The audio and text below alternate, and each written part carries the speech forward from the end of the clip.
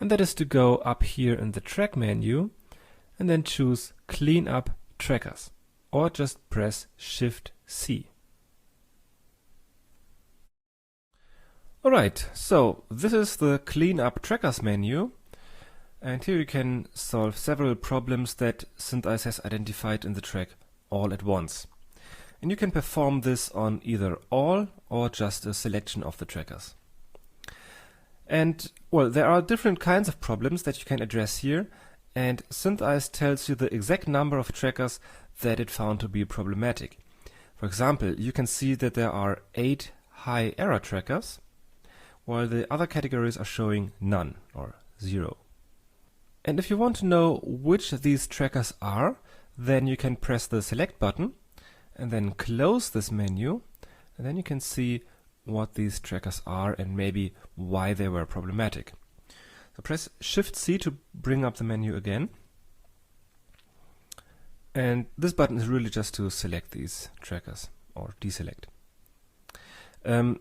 If you want to get rid of these high error trackers, then you press Fix, and then all of the trackers that are included within these thresholds will be just deleted.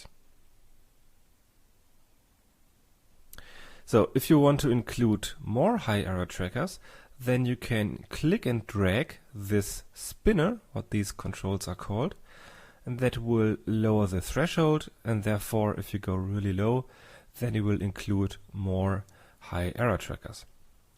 But usually I just start with the default, which is 30, and then solve the shot again, and then if there are still some high error trackers, sometimes I just lower the threshold and include more, and therefore step by step I try to go try to get the error value as low as possible. You can also clear the blips if you press Fix now, and that will erase all the blips that you have computed when you started the automatic tracking. But in some cases you do need these blips for further work. So maybe you want to uncheck this button, but then again it doesn't really take long to calculate the blips, so well, it's just up to you if you want to clear them or not. Sometimes you want to make sure that there are no short-lived trackers. Currently there are 0. And that means none of these trackers are shorter than 6 frames. If you raise this number to 80 or even more, then you can see now there are 3 trackers that are shorter than 88 frames. And deleting these, I think, doesn't really make sense, because 80 is really a rather high number for a lifetime of a tracker. But in some shots there are some trackers that are really short, sometimes shorter than 6 frames, and these do not have enough information, because there is not enough perspective shift during their lifetime, and that can lead to errors. If a tracker has little or no perspective shift, then it will be considered as far, or it will be a farish tracker. And usually these are, usually that happens when you have objects on the horizon and they are so far away that they do not change position on the screen during their presence in the shot, and therefore have not enough information. You can just fix that. But sometimes that can also happen with faulty trackers, or trackers that are too short, or trackers that are only present in a part of the shot where the camera does not move at all or has just very little movement. That can lead to errors, and sometimes SynthEyes thinks these are far away. They do not have any information, so we can just delete them. You can also enable the bad frames checkbox, and that will look for single frames of each tracker where there is a momentarily high error value, and will just disable the specific tracker for that specific frame. So if you're lucky, then it will reduce the error value a lot. So it doesn't disable the complete tracker, just one frame for one tracker. You can see currently there are, for all of these trackers, all in all there are 523 bad frames that are within this threshold. You can also increase this, and then there will be more bad frames. And if you fix these, sometimes that will reduce that error value. But again, with all of these automatic cleanup processes, you have to be sometimes a bit careful if it really helps you in solving your shot.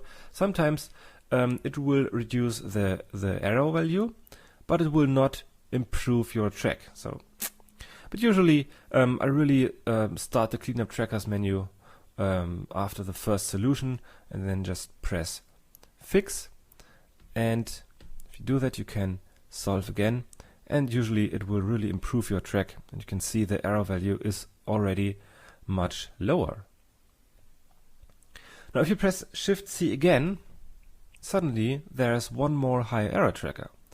And that is because now you have a solution that is different than the one that we had before, and therefore there are now different trackers that can be problematic.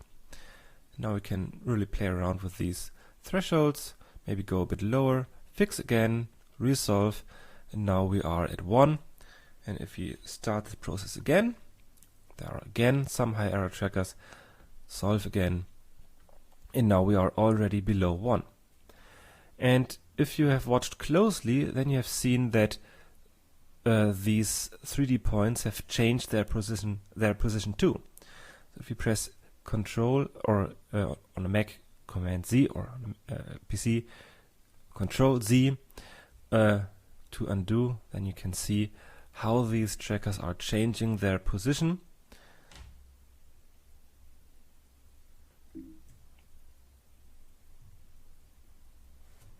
And if you watch from the top view, then you can see that when we had all these high error trackers, there were trackers that didn't really match these axes. And if we press Command Shift Z to redo all these actions, and you can see it gets a little bit closer together, and now it is a little bit more in line with that square of that room. So Command Z, everything will get a little bit rounder and not in line, and Command Shift C, it looks better. So that is a way to clean up all of the errors, or most of the errors, and hopefully get a better track.